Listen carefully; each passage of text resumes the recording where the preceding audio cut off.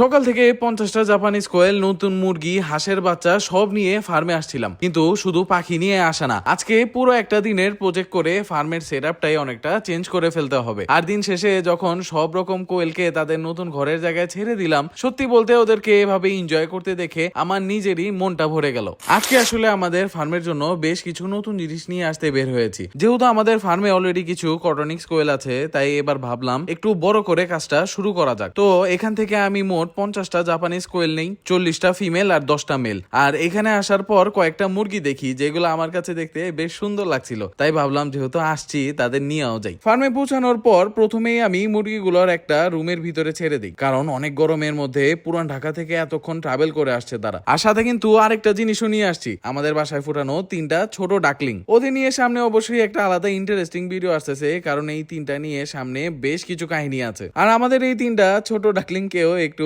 পানির মধ্যে ছেড়ে দিলাম। ছাড়ার পর দেখি পানির মধ্যে নামার সাথে সাথেই ওদের আরেক রকম লাগছিল। এরপর আমি আর পাপা চলে যাই পাশের গ্রামের একটা হাটে, কারণ আজকে আসলে শুধু নতুন পাখি নিয়ে ছেড়ে দেওয়া না, আজকে আমাদের কয়েকটা ঘরের পুরো সেটআপই চেঞ্জ করার প্ল্যান ছিল। সত্যি বলতে আমার জন্য এই ধরনের গ্রামের হাটে যাওয়া এটা একটা প্রথম এক্সপিরিয়েন্স ছিল। আর জিনিসটা আমার কাছে বেশ ইন্টারেস্টিং লেগেছে। এক জায়গায় হাঁস আছে, মুরগি আছে, গরু আছে, ছাগল আছে, আবার একটু সামনে গেলেই কাপড়ের দোকান আর পাশে গাছের নার্সারি। এমনকি 20 টাকার মধ্যে পেঁপের গাছের চারাও পাওয়া যাচ্ছিল এখানে। তো হাট থেকে যে জিনিসগুলো দরকার ছিল সেগুলো নিয়ে আবার ফার্মে চলে আসি। আর ফার্মে এসে দেখি আমাদের কটনিক্স কোয়েল গুলা অনেকগুলা ডিম পেড়ে রেখেছে। তো ওদের খাঁচা থেকে ডিম গুলাও কালেক্ট করে নিলাম। এরপর শুরু হয় আজকে আসল কাজ, কারণ এতদিন আমাদের পাখিগুলো যেভাবে ছিল ওইভাবে আসলে একটা প্রপার ফার্ম সেটআপ করা সম্ভব না। আমাদের যেহেতু একটা বিজনেস প্রজেক্ট করার প্ল্যান আছে, তাই আস্তে আস্তে পুরো সেটআপটাই ইমপ্রুভ করতে হবে। তো প্রথমে আমরা শুরু করি মুরগির ঘর দিয়ে। একটা বড় ঘরকে পুরোপুরি নেট দিয়ে বন্ধ করে দিই, এতে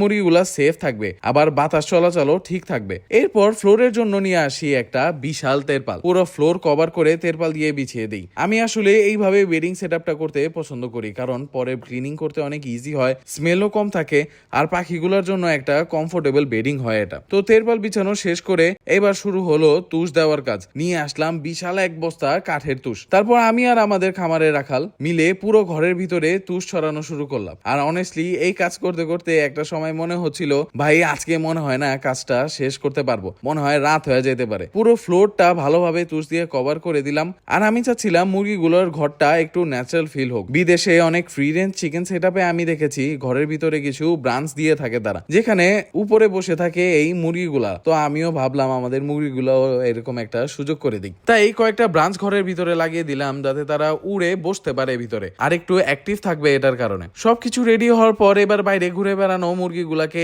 এক এক করে ধরে ভিতরে নিয়ে আসার পালা। এতক্ষণ ওরা নিজের মতো বাইরে ঘুরছিল কিন্তু। তো এবার নতুন ঘরের সাথে তাদের একটু ইন্ট্রোডিউস করে দেই। এক এক করে সব মুরগিগুলোর ভিতরে ছেড়ে দিলাম। আর মুরগির ঘরের কাজ শেষ হওয়ার সাথে সাথেই শুরু হলো আমাদের আরেকটা বড় ঘরের কাজ। আমাদের যে কটনিক্স কোয়েল গুলো আছে তারা এতদিন ছোট্ট একটা খাঁচার ভিতরেই ছিল, এবার ওদের জন্য একটা বড় স্পেস তৈরি হচ্ছে, কারণ এতগুলা কোয়েল আসলে ছোট খাঁচার ভিতরে রাখা ঠিক হবে না। তো সন্ধ্যার দিকে যখন নতুন ঘরটা পুরোপুরি রেডি হয়ে গেল, তখন 50টা জাপানিজ কোয়েলকে নিয়ে ভিতরে ছেড়ে দিলাম কটনিক্স কোয়েল গুলার সাথেই। এটা আমার জন্য আসলে একটা এক্সপেরিমেন্টাল কাজ, কারণ এর আগে এতগুলা জাপানিজ কোয়েলকে এভাবে বড় একটা স্পেসের মধ্যে আমাদের কটনিক্স কোয়েলের গুলার সাথে কখনো রাখিনি। আমারও একটু ইন্টারেস্ট ছিল যে ওরা কেমন বিহেভ করবে। আর মাশাআল্লাহ ছেড়ে দেওয়ার পর দেখি সবাই একেবারে ওই তুষের মধ্যে ঘুরতেছে, দৌড়াইতেছে, খেলা করতেছে। সারাদিন এত কাজ করার পর দিন শেষে এই দৃশ্যটা দেখে আমার মনে হচ্ছিল যে না, আমার ফার্মটা আসলে শুরু হচ্ছে। দোয়া করবেন আমার এই ফার্মিং জার্নিটার জন্য। দেখা হবে আপনাদের সাথে আবার নেক্সট ভিডিওতে। টা